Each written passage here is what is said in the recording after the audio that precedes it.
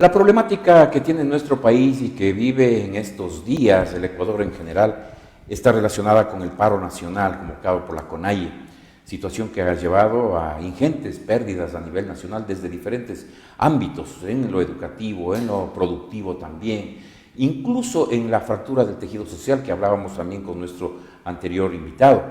Hoy me acompaña el sociólogo Fausto Giraldo, con quien vamos a dialogar, tratando de encontrar explicaciones a lo que nos está sucediendo como ecuatorianos. Una sociedad dividida, una sociedad fracturada, fraccionada, que no encuentra caminos de diálogo, que no encuentra caminos de acercamiento para tratar de solventar esta problemática. Fausto, muchísimas gracias por estar acá. Ya han pasado varios días de esta paralización con los costos que nosotros todos sabemos. Pero aquí hay un protagonista importante que es la Asamblea Nacional. En estos días han tenido igualmente un protagonismo que usted, ¿cómo lo califica? Buenos días, bienvenido. Saludos cordiales, Patricio, y a todos los televidentes y oyentes. Bueno, primero decirles que para poder analizar necesitamos despojarnos del fanatismo político, ¿no es cierto? De toda esa maraña de sensación que la gente se apasiona mucho frente al tema político-social y que no le permite mirar con objetividad los procesos que se van dando en el país y cuáles son los actores fundamentales de estos procesos. Lo segundo es de que efectivamente la Asamblea Legislativa primero no ha jugado ningún rol durante todo este año. ¿Sí? Durante todo este año no ha hecho absolutamente nada de los 10 planteamientos que ha hecho el movimiento indígena. El movimiento indígena planteaba el tema, por ejemplo, de la crisis sanitaria, la falta de medicinas, etcétera, etcétera. Mi lógica es de que como asambleístas debieron haber llamado al ministro o a la ministra de Salud, pues, claro, a ver qué es lo que está pasando, por qué no se dota de medicamentos a los hospitales, pero dejaron que pase y no hicieron nada. ¿Cuál fue la acción legislativa? La confrontación interna para captar la presidencia de la Asamblea Legislativa y esa pugna para la distribución y el reparto del pastel que se llama Contraloría, que se llama Fiscalía, que se llaman Procuraduría, que se llaman Superintendencias, etcétera, etcétera. ¿Solo eso o había otros intereses también que de pronto están ahí latiendo? Es que esos son los instrumentos, los medios, las herramientas, es decir, tener controladas esas instituciones implica entonces hacerse del poder para dirigir la política económica, para, en algún caso, por ahí que todos sabemos, recuperar la posibilidad de controlar el Estado y también para ocultar todo el desastre que hemos tenido, no solamente durante la década de la Revolución Ciudadana, sino también de antes, porque aún no han sido subsanados los procesos de corrupción y toda esta banda que ha existido desde el retorno a la democracia de la actualidad. Es decir, yo creo que ahí se encuentra todo un tramaje, ¿no es cierto?, que ha impedido que el país avance y se desarrolle. Ahora, veamos cómo suceden también los hechos, porque no es que la Asamblea Nacional aparece porque se le ocurrió aparecer. Hay un proceso, primero, de la lucha social, 10 planteamientos que son legítimos, que ya todo el mundo estamos de acuerdo. Nadie desconoce eso, ¿verdad? Nadie desconoce, pero en el proceso hay, digamos, una presencia de los correístas que han deslegitimado a la movilización social. Porque usted se explica esto cuando existen actos de violencia y atacan a la Contraloría o el edificio de la Contraloría y la Fiscalía, que no corresponden o no forman parte de los 10 planteamientos o puntos de la CONAIE. Entonces, dice usted, ¿cómo es que están atacando estas edificaciones o estas instituciones si no tiene relación a las demandas sociales de ciudadanos? O sea, dentro de esta movilización, ¿las formas son las que van en contravía de lo que aspira el pueblo ecuatoriano? No las formas, digo los intereses, y los intereses conllevan esas formas. Entonces el interés es efectivamente desestabilizar el Estado ecuatoriano, ¿no es cierto? Y que se proyecta, ¿no es cierto? Hacemos todas estas acciones, generamos la conmoción interna, planteamos que se aplique el artículo 130 de la Constitución y asoma como protagonista la Asamblea Legislativa. Aquella asamblea que, como digo, durante todo un año no ha hecho nada y que hoy necesitaba. El día viernes yo señalaba, los asambleístas que firmaron, los 47 que firmaron la aplicación del 130, pues iban a hacer lo suyo, primero. Y lo segundo, los que no están de acuerdo ni con la destitución, ni tampoco están de acuerdo con el gobierno, iban a utilizar como palestra política para decir estamos defendiendo los intereses de la mayoría de los ecuatorianos, pero nada. Todos aquellos que han observado y han visto durante estos 2 días los debates de la Asamblea Legislativa, no me dejan mentir, es una mediocridad de asambleístas. Es una vergüenza de país. Sin argumentos, nadie ha hecho una sola propuesta, una, que diga, a ver, en salud se debe hacer esto, o por lo menos incluso en el tema de diagnósticos. Claro. ¿Cuál es el problema económico productivo del país y qué es lo que necesita el país en el agro? ¿Qué se debe resolver respecto a la inyección de recursos y capitales? Porque en el Ecuador hay recursos. La reserva monetaria dicha por el propio gobierno supera los 8.000 millones de dólares.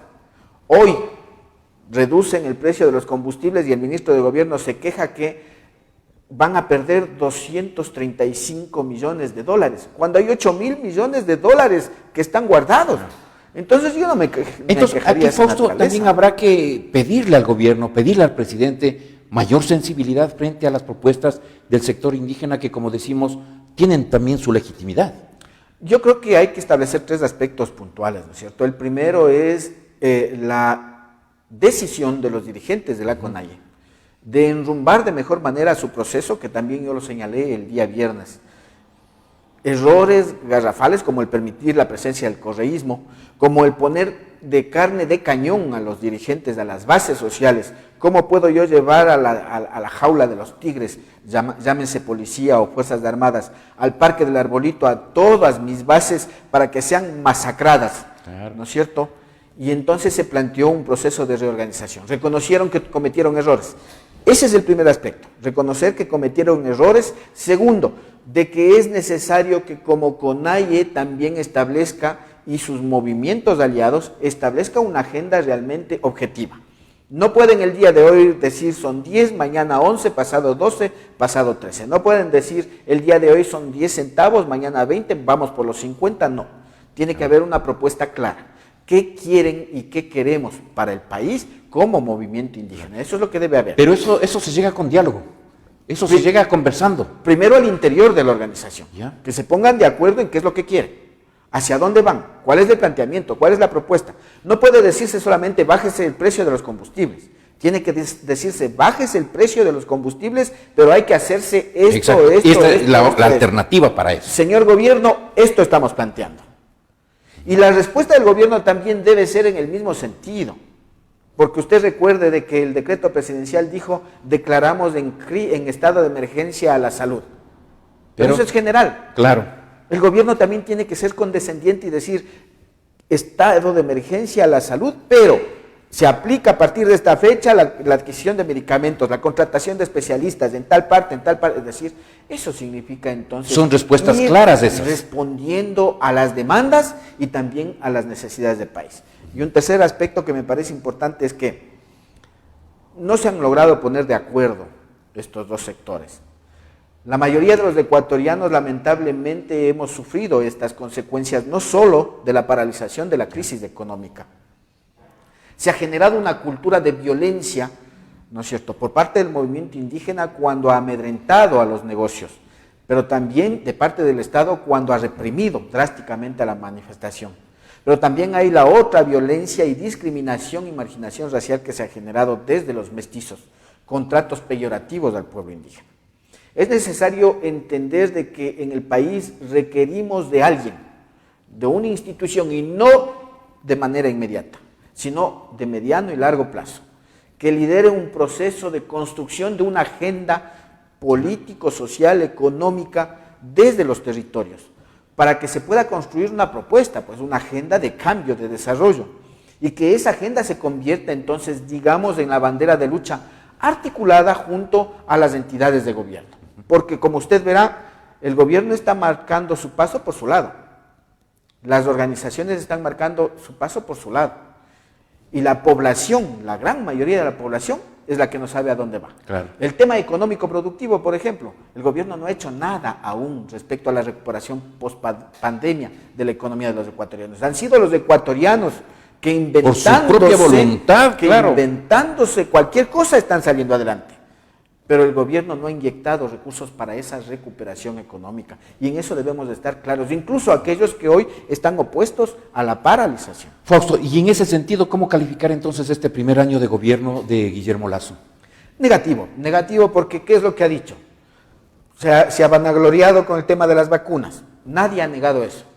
Pero no puede ser solo eso. O sea, no puedo tener yo 4 años diciendo vacuné.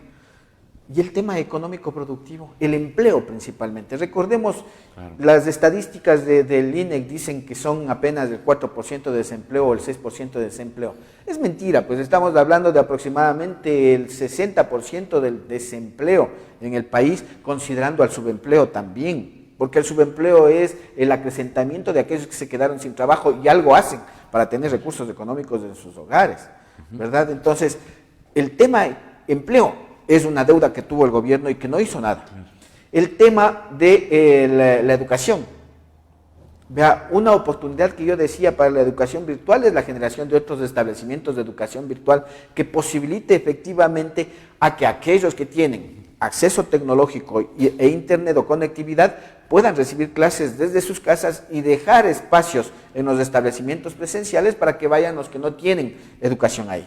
El tema educación, las universidades hoy, solo en este último semestre, son 80,000 jóvenes que no han podido acceder a la universidad. ¿Ya? Tiene una deuda el gobierno con las universidades que al contrario, en vez de aportar a las universidades, reduce su presupuesto. Igualmente, con el número alto de egresados, profesionales nuevos que no encuentran trabajo. Sí, definitivamente, es decir, el tema de la generación de empleo, la educación, la salud, que todos sabemos, el tema deudas, seguridad social y el control o el manejo adecuado de la seguridad social, seguridad ciudadana que no ha hecho, pero salieron a decir que han puesto en orden la casa y que ahora tienen más de 8,000 millones de dólares en la reserva monetaria.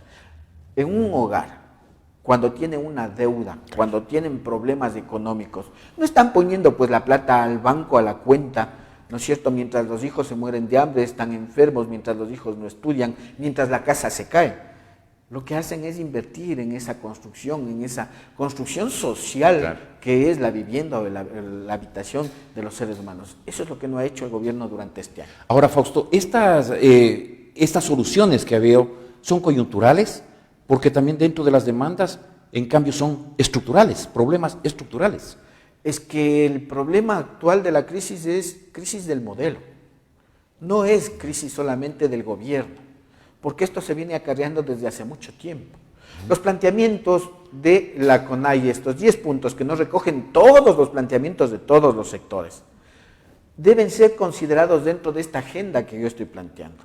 La necesidad de construir la agenda es para establecer entonces de manera crítica, reflexiva, cuáles son los problemas que tienen todos los territorios. Yo creería que la propia universidad es un elemento que puede contribuir, ¿no es cierto? Es una entidad, la academia, que puede contribuir a liderar este proceso porque tiene todas las capacidades desde el punto de vista del conocimiento, de los saberes, de la logística, de la tecnología, etcétera, etcétera.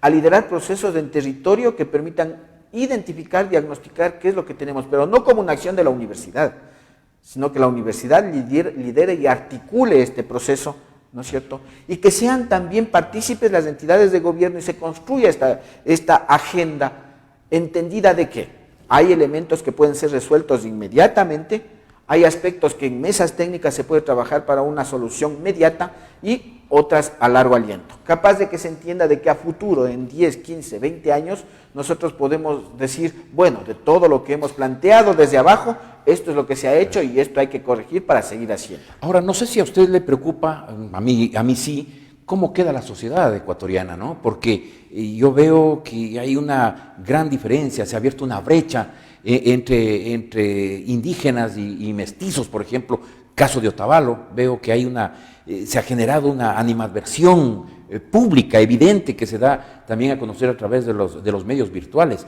en donde ya no hay ese respeto que antes había, esa comunión de ideas. Entonces, aquí hay una situación también que va a llevar tiempo en reconfigurarse. El rol del gobierno ha sido precisamente el individualizar la realidad. Y las realidades no son individuales, las realidades son colectivas. ¿De este gobierno? De este y de los anteriores. Este, como digo, es una consecuencia de toda la estructura y del modelo que hemos tenido, incluido la Revolución Ciudadana, porque la Revolución Ciudadana también fragmentó y dividió a la población, criminalizó la protesta social, metió a la cárcel a unos, ¿no es cierto?, y ensalzó a otros y enriqueció a otros. Entonces, aquí no nos despojemos de las responsabilidades. Lo importante es que, lamentablemente, primero, hay un posicionamiento del imaginario de yo soy más que el otro, ¿no es cierto? Y sobre todo en el tema étnico-cultural, eso me preocupa a mí porque a la final, Imbabura en particular, somos una población pluriétnica, multinacional, intercultural, pero que en la práctica no estamos conviviendo de esa manera. Yo creo que este constructo social debe ser una tarea fundamental. A veces nos preocupamos en tomar fotografías de las autoridades y publicitar y pagar pautas en los medios de comunicación para decir la autoridad está parada cortando una cinta en tal parte. Cuando hay elementos de educación e información que pueden ser utilizados esos recursos a través de los propios medios de comunicación para implementar campañas de sensibilización, proyectos de trabajo comunitario que permite entonces enraizar una propuesta de que todos somos iguales, todos somos lo mismo, de que todos tenemos necesidades, sí, con particularidades, con diferencias, pero que podemos avanzar y crecer. El tema del posicionamiento, ¿no es cierto?, de aquellos emprendimientos, yo estoy de acuerdo en su actitud de rechazo a la paralización, aunque no en los mensajes establecidos, ¿verdad?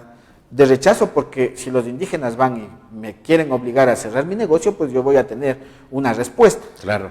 Pero no puedo decir indios de esto, indios de esto, indios de esto, que ya implica entonces una herencia de la colonialidad que hemos tenido en el país y en Latinoamérica en particular. Puntualmente, ¿cuál es la salida?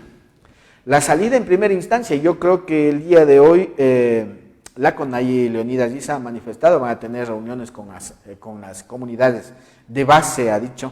Yo creo que incluso ha manifestado que ya son 6 los puntos que están atendidos, ¿no es cierto? Diría yo de que en esta semana se plantearán algunos otros elementos, quizá con la, virulencia con la que se ha hecho el proceso de las 2 semanas anteriores, no creo que se vaya a hacer, pero sin embargo creo que se van aplacando las condiciones de movilidad. Hay un desgaste también y hay un resquebrajamiento en la organización desde las bases cuando ven que no les estaban conduciendo adecuadamente. Y eso es complejo, es complicado para su propio movimiento, no para la mayoría de los ecuatorianos. Porque van desconociendo liderazgos también. La negociación debe tener resultados, el gobierno debe dejar de hacer este jueguito mágico, ¿no? Hoy de mañana me da COVID y en la noche ya no tengo COVID. Este jueguito mágico de que yo llamo al diálogo y en la tarde mando a reprimir. Este jueguito mágico de los dirigentes que sí vamos a dialogar, pero chuzos, pongamos como carne de cañón a nuestras bases frente al Parque del Arbolito. Es decir, ese tipo de cosas no deben darse ya. Diálogo con resultados implica sentarse. Mientras no se sientan, no va a haber resultados. Muchísimas gracias al sociólogo Fausto Giraldo, que ha tenido la gentileza de acompañarme en este programa Pulso Informativo a través de NTV, el canal en línea del Grupo Corporativo El Norte.